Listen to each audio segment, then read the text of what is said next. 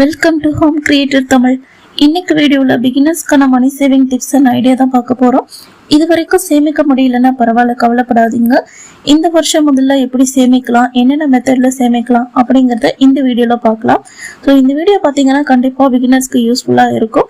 அதுக்கு முன்னாடி நீங்கள் நம்ம சேனலை இன்னும் சப்ஸ்கிரைப் பண்ணாமல் பார்க்குறீங்கன்னா இப்போ மறக்காமல் சப்ஸ்கிரைப் பண்ணுங்கள். பெல் ஐக்கானை கிளிக் பண்ணி அதில் ஆளுங்கிற ஆப்ஷனையும் செலக்ட் பண்ணி வச்சுக்கோங்க. ஃபர்ஸ்ட் சேவிங் உண்டியல் சேவிங் தாங்க. இதுதான் எவர் கிரீன் சேவிங். இது ரெண்டா பிரிக்கலாம். ஒன்று சில்லறை காசு உண்டியல், ரெண்டாவது மணி சேவிங் சேலஞ்ச் உண்டியல். உங்க கையில கிடைக்கிற சில்லறைய வீட்டுல அங்கேயும் இங்கேயும் போட்டு வைக்காம அதை ஒரு உண்டியல்ல போட்டு வச்சீங்கன்னா அது ஒரு வருஷத்துக்கு 100 மில்லிகிராம்ல இருந்து 1 கிராம் காயின் வாங்குற அளவுக்கு கூட நம்மளால சேவ் பண்ணிக்க முடியும். எக்ஸாம்பிளுக்கு நானும் அப்படித்தான் சேவ் பண்ணி வாங்கியிருந்தேன். ஸோ அந்த காயினோட வீடியோ நான் போன வீடியோவா போட்டிருந்தேன். நீங்க அதை பார்க்கலன்னா டிஸ்கிரிப்ஷன்ல லிங்க் கொடுக்குறேன், நீங்க அதை செக் பண்ணி பாருங்க. நான் எப்படி உண்டியல்ல சேவ் பண்ணேங்கிற வீடியோவும் நான் உங்களுக்கு போட்டிருக்கேன் ஆல்ரெடி. அதுவும் உங்களுக்கு டிஸ்கிரிப்ஷன்ல கொடுக்குறேன், அதையும் செக் பண்ணி பாருங்க. நீங்கன்னா மணி சேவிங் சேலஞ்ச் உண்டியல் உங்க வருமானம் என்னவோ அதுக்கேற்ற மாதிரியான ஒரு சேலஞ்ச் உங்களுக்கு நீங்களே கொடுத்துட்டு இது பண்ணணும். உதாரணமா டெய்லி 10 ருபீஸ் சேவ் பண்ணலாம், இல்லை வீக்லி 50 ருபீஸ், மந்த்லி 100, இப்படி உங்களுக்கு எது கம்ஃபர்டபுளா இருக்கோ அந்த மெத்தட்ல நீங்க சேமிக்கலாம். ஸோ உங்களுக்கு இந்த மாதிரி மெத்தட்ஸ் எதுவும் தெரியல, இந்த மாதிரி ஏதாவது வேணும் அப்படின்னு நினைச்சீங்கன்னா நான் அதுவும் கூடிய சீக்கிரம் வீடியோவா போஸ்ட் பண்றேன்.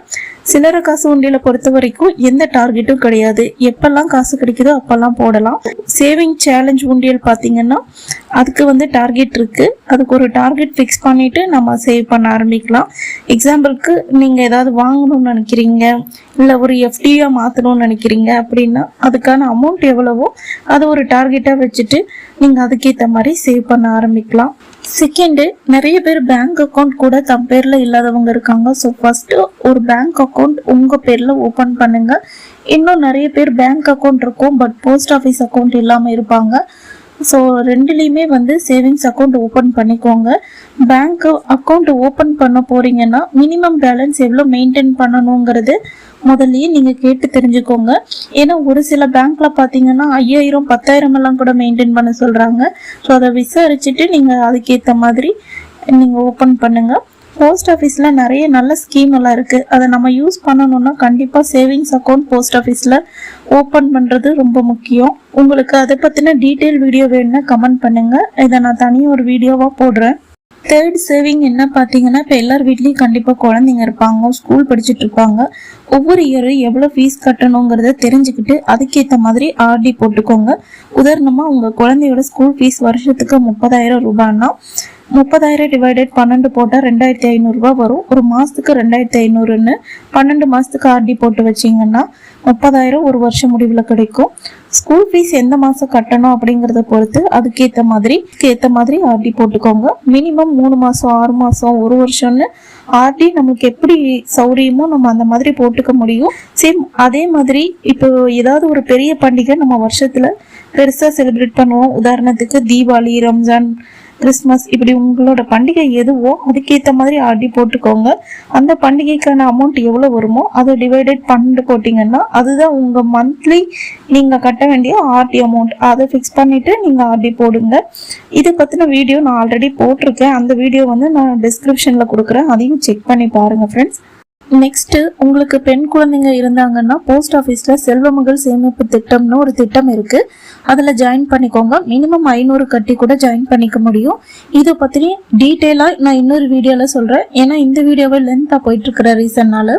நெக்ஸ்ட் பார்த்தீங்கன்னா, பெண் குழந்தைங்களுக்கு மட்டும் இல்லை ஆண் குழந்தைங்களுக்கு ஒரு திட்டம் இருக்கு, பிபிஎஃப்னு இருக்கு. இது ஆண் குழந்தைங்களுக்கு மட்டும் இல்லை, இப்போ நம்மளோட ஃபியூச்சருக்காக நம்மளுமே இதில் ஜாயின் பண்ணிக்க முடியும். அது தவிர குழந்தைங்களோட படிப்புக்குன்னே ஸ்பெஷலாக பார்த்தீங்கன்னா என்பிஎஸ் வத்சாலையான ஒரு ஸ்கீம் இருக்குது. அது இப்போ ரீசெண்டாக கொண்டு வந்திருக்காங்க. ஸோ அந்த திட்டமும் இருக்குது. நீங்கள் போஸ்ட் ஆஃபீஸ் போய் இதை பற்றி கேட்டிங்கனாலே அவங்களே உங்களுக்கு டீட்டெயில் எல்லாமே சொல்லுவாங்க.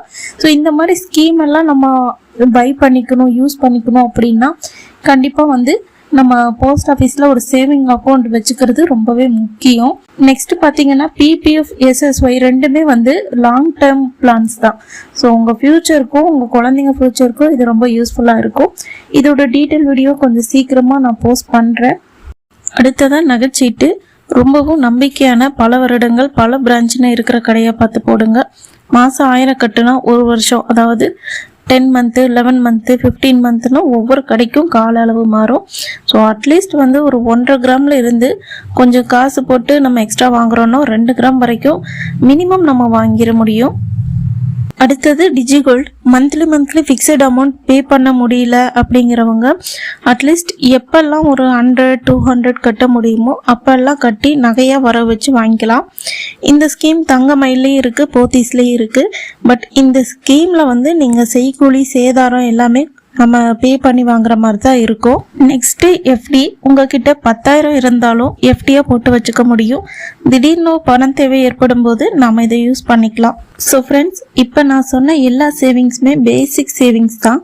பட் இது எல்லாமே பவர்ஃபுல் சேவிங்ஸ். கம்மியான வருமானம் உள்ளவங்க கூட இதை ஸ்டார்ட் பண்ணி வெற்றிகரமாக கொண்டு போக முடியும். இது எல்லா சேவிங்ஸும் நானும் யூஸ் பண்ணிட்டு தான் உங்களுக்கு சொல்கிறேன். நான் இன்னும் எஃப்டி மட்டும்தான் ஸ்டார்ட் பண்ணல. இந்த வருஷம் கண்டிப்பாக ஸ்டார்ட் பண்ணிடுவேன். நீங்களும் ஸ்டார்ட் பண்ணுங்கள். எல்லாத்தையும் ஒரே நேரத்தில் பண்ண முடியாது, ஒவ்வொரு ஸ்டெப்பாக எடுத்து வைங்க, கண்டிப்பாக முடியும். வீடியோ பிடிச்சிருந்தா லைக் பண்ணுங்கள், கமெண்ட் பண்ணுங்கள், ஷேர் பண்ணுங்கள், மறக்காமல் சப்ஸ்கிரைப் பண்ணுங்கள். Bye friends.